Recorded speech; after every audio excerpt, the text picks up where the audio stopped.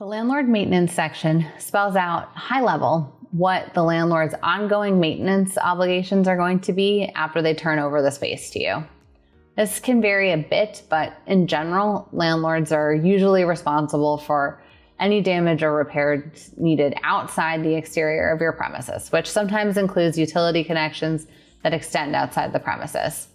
If you have a designated HVAC unit that is somewhere outside of your space, that usually isn't a landlord obligation, but again, this can vary depending in large part on the type of building that you're in.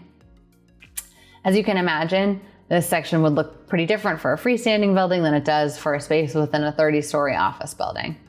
Tenants maintenance, on the other hand, spells out the tenant's ongoing maintenance obligations during the term of the lease. I think it's a good idea to include both the landlord and tenant maintenance sections in the LOI. Nice and neat and balanced and fair.